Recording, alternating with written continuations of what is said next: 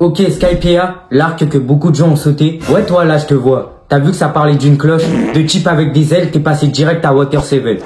N'importe quoi. Non, en vrai, je te comprends. Même moi, j'avais envie de le skip, mais j'ai résisté et je l'ai pas skip.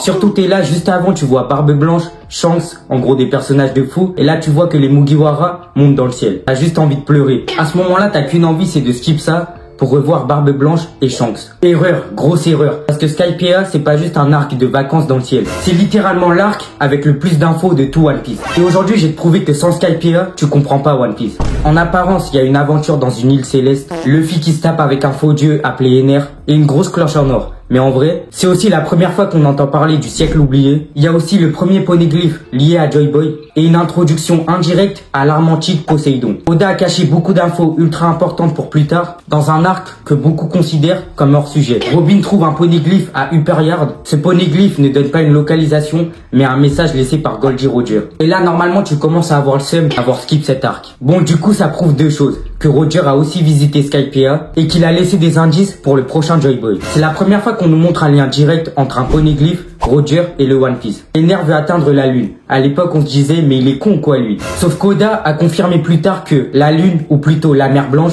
cache une civilisation ancienne liée aux habitants d'îles célestes. Et que ces mêmes habitants pourraient être liés à la création des armes antiques. Ce qui semblait random à l'époque est en fait connecté au plus grand mystère de One Piece. Luffy sonne la cloche à la fin et c'est le symbole de la liberté retrouvé à Skypiea. Mais en réalité, c'est le signal que Roger avait promis à deux vieux amis, Montblanc Norland et Calgara. Et il y a aussi un lien avec la promesse non tenue de Joy Boy à l'île des hommes poissons. En gros, Oda nous montrait dès Skypiea comment Joy Boy a échoué et comment Luffy lui réussira. Le concept des îles célestes, ça nous prépare à des lieux improbables comme l'Aftel. La révélation des poneglyphes, ça nous introduit la quête réelle de Robin. Ener sur la lune, ça nous laisse penser qu'il reviendra avec des infos cruciales. La cloche et la lumière sont des thèmes centraux du retour de Joy Boy et du mystère final. Skypiea, c'est littéralement un tuto caché pour comprendre la fin de One Piece. Bref, si t'as sauté Skypiea, t'as sauté le premier vrai indice sur Joy Boy, un lien direct entre Roger et le siècle oublié, et peut-être même le teasing du boss final de One Piece. Merci d'être resté jusque là, j'espère que t'as kiffé la vidéo. Si c'est le cas, n'hésite pas à la liker, à t'abonner et surtout à activer la cloche de notification.